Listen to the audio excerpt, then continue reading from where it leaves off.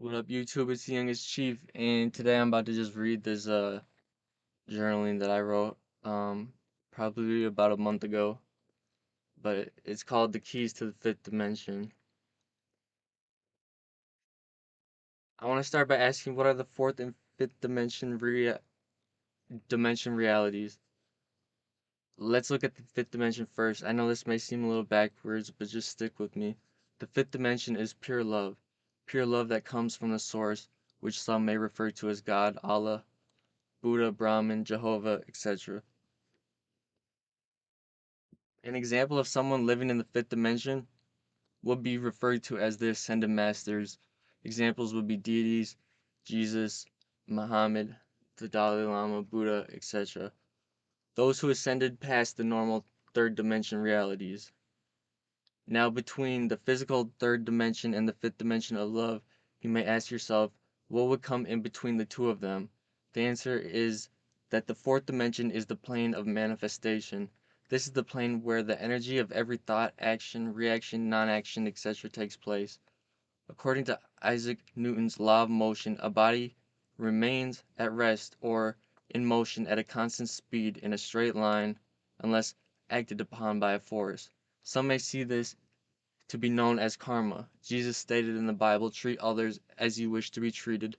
Interpret it how it pertains to you, but I see this with the idea very similar to the concepts of karma. Back to the fourth dimension and how Newton's law pertains to it.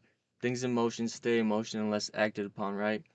So that would include thoughts, actions, reactions, non-actions, etc. as well. Everything we as humans do carries with it a form of energy or vibration. When we speak, the words that come out are formed from vibrations from our throat chakra. Any physical action takes energy within our human bodies to carry it out. You may ask where those vibrations or energies may end up or go.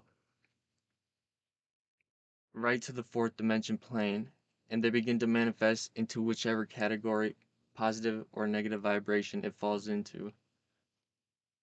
On the physical plane, vibrations bring karma at a much faster rate than spiritual and mental plane. You can see this with instant karma with examples like someone acting out of anger and punching a wall, but then they break their hand. You can see how quickly the karma manifested. On the spiritual and mental planes, energy manifests at a much slower time rate because it first must be believed by the subconscious mind. There's a famous saying that goes a little like this: you too shall reap the seeds you have sown, and the fruits of your labor will come to harvest. This begins to fall into the laws of attraction. It all begins with our thoughts in the subconscious mind or unconscious mind. Whatever the subconscious mind thinks or believes is what makes up our current reality. Let's say, for example, someone is frustrated with their life and is depressed. The only way they can change their current reality would be to first recognize the pattern or behavior they would like to change, and then put in new habits or patterns of behavior. The experts say usually takes about 21 to 28 days to stick to the subconscious mind. After those 21 to 28 days, the person then starts to open the world to a new reality. Awareness is 50% of the battle because one cannot change something about themselves that they are not aware is a problem or that they don't see as being an issue. The other 50% is making new habits and patterns, which can be just as hard as coming to acknowledging that one would need to change something or a behavior about themselves. This leads me to the concept of God. I know this is a very touchy subject for some, and it all stems from the Roman Catholic Church murdering anyone who said or believed otherwise. I'm Native American, and my ancestors never knew of anyone named Jesus, but we're still very spiritual already.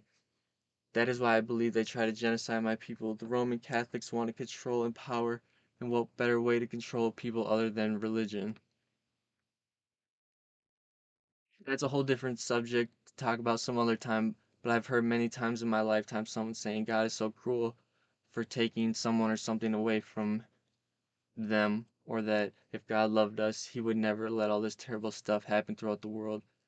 So many hold a grudge to God because they have a set image in mind that this God is a God of punishment and will throw people into fiery pits of hell for eternity for doing wrong. If we look at 1 John 4:8, it states, anyone that does not know love does not know God, for God is love. This tells us that humans living on earth in the physical plane of the third dimension can witness or experience pure love, fifth dimension, from the source.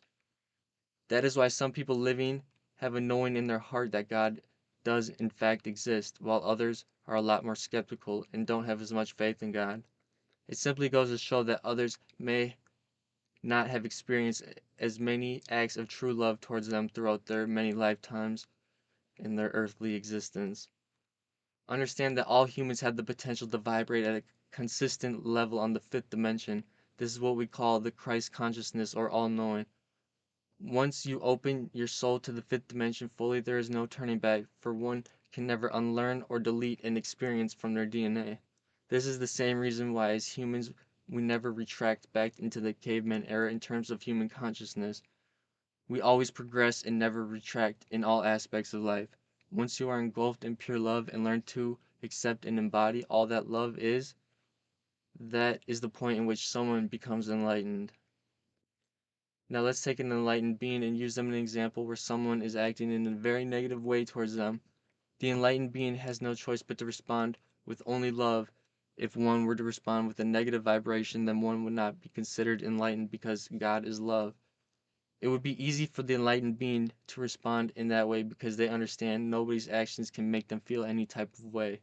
If someone were to try to hurt them in any way, shape, or form, the enlightened one would sense that the other individual is acting this way because of the way they feel about themselves and their own reality.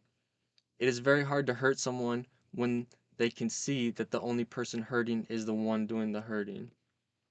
This allows for instant forgiveness from the enlightened one because all they would feel is compassion and understanding towards the other person. They see the other person being hurt from past trauma and they need love and support to help them get out of that place so they can grow out of those habits and then start to heal themselves. This also goes to show that if someone is doing something wrong and gets yelled at, chances are they're not going to heal that issue and will continue to act in that manner. As a universal whole, we need to understand that healing doesn't come from lower vibrations. Like they say, you don't fight fire with fire, so to speak. According to Carl Jung, one is not able to heal their shadow side unless approached with love and understanding. We all have trauma and pain from the past, that's without question, but I think what needs to be discussed more in the public's perspective or the public's perception is that we cannot keep running away from our issues and act like everything is going to be okay because that's when the shadow side can really create major damage. For example, someone who was bullied their whole life stuffs down all the pain and sadness within themselves, chooses to not acknowledge it, might in turn start isolating, becoming depressed, and possibly carry out acts of violence towards others.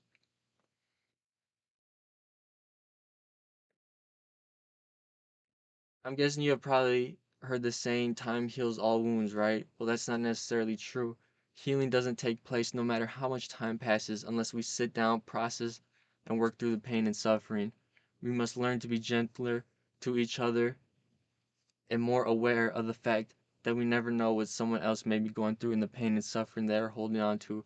Remember, next time you go to judge someone else, that you are only making a judgment towards yourself and that energy is going to come back to you. Again, things in motion stay in motion until someone or something comes along to stop it.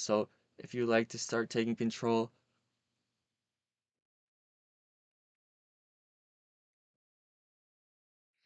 so if you would like to start taking control of your own reality and play the game of life, it begins with turning inward towards yourself. We all have a part to play in healing the world by first healing ourselves and then healing each other. It's a lot easier said than done, but by human design, nobody desires to stay hurt with pain and trauma. They just fall into patterns and behaviors that they may not have noticed until they become a problem or an issue. On the other hand, positive energy stays positive until something comes along and stops the momentum with something negative. This is going to happen when changing because nobody changes habits overnight. It's a learning curve and it's going to take time. So the important thing is to be gentle towards yourself. If you are on a positive streak and trying to change your ways, and then a negative event takes place, it's bound to happen. And the best thing you can do for yourself is to be understanding and remind yourself of how well you are doing by just acknowledging the fact that you've made a mistake and are trying to change your patterns and habits. That's all that's all one could ever ask from someone trying to change their behaviors. We are all co-creators and gods and goddesses in the making because we all come from the one source, the one God. We all have the potential for enlightenment, but it takes a lot of life lessons and hard work and dedication. Do you think learning to embody and live this way is possible in just one lifetime? It would take many lifetimes and trials and tribulations, but that's the most wonderful part.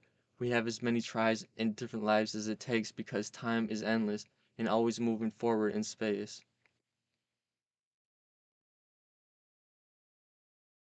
The reason I know this in my heart and soul is because I've had a few near death experiences where my soul was in space and I see all the passing souls going back to the source, being showered with love and admiration, no matter how well they did in life or not.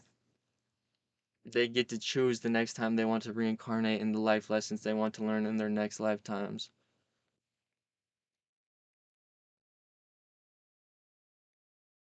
At that time, I wanted to die because of all the pain and sadness I felt inside.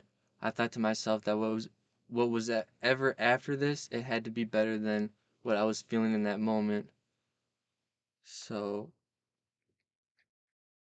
I had a vision and I seen after I seen all the parts of the universe, I started to float back down to earth and I was very sad and confused as why I was not coming back after I seen all those beautiful souls passing by me showered with love and joy.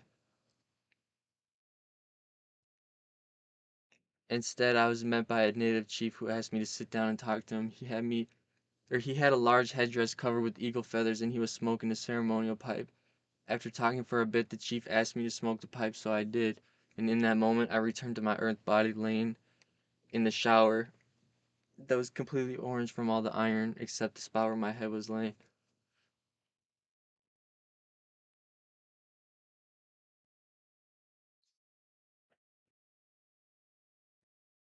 I must have been laying in the shower for almost a whole night, and then when I woke up, the music was playing, and I'll never forget what song was on. It was Little Peep, and the song was Overdose, and the exact lines I first heard was I don't want to overdose in LA today. And from that moment on, I just knew my life had a purpose. I should not have been alive, but I had something to do in this lifetime. And years down the road, I healed and got past a lot of my childhood trauma and figured out my purpose is to be a light to all those who may be going through darkness. My life has completely changed, and if I would have passed away, I would have never got to experience all the beautiful things that come into my life after that period of time. I would have never imagined I would feel this much love and joy within myself. I give thanks all the time to Source for bringing me back to my body. You never know when life can change completely around, and I would recommend if possible to never give up on yourself or your dreams or your goals. My life is so beautiful and I cherish every second of it now. And if I can help others to someday potentially feel that amazing feeling inside, that's just what makes my life even more grand and blissful. I've seen the gates of heaven and it was the most awe-filled experience of my life. Seeing how beautiful it was, you would think I'd be very eager to get back there, but it's quite the opposite. I know my soul is much more than we are told, and I can wait until time to get there. But until then, I'm gonna try to make a monumental impact on the world, doing my best to help others in need of healing. It's not easy to look at ourselves and begin to change the things we have learned unconsciously as children from our parents, which they learned from theirs. Generational trauma will stick to the next generation's children automatically if we do not begin to correct them. The thing that makes it so complex and tough to do is the children who inherit the trauma sometimes don't even notice or consider that what they may have seen as a child was maybe not the healthiest. So for them to see an issue with something not only time and reflection, but also to be shown a better way of living. Yeah, I don't know what that last sentence is, but those who choose to take this healing journey will have lots of struggles and pain to work through and process, but I can promise from experience that you will feel a million times lighter in your spirit. You'll see the world in a different light, and instead of seeing all the issues and things going wrong in life, you will appreciate and show gratitude for all the good things. And yeah, that's just what I journaled a little bit ago. But if you enjoyed it, let me know. I'm open to hearing anybody's thoughts and opinions because they're all beautiful and unique and gifted, and I like changing my thoughts with other people's, like, I like forming my opinions from hearing other people and what they have to say, and that helps me form my thoughts and opinions. So please tell me what you think, and yeah, I love you guys, and have a beautiful, blessed day.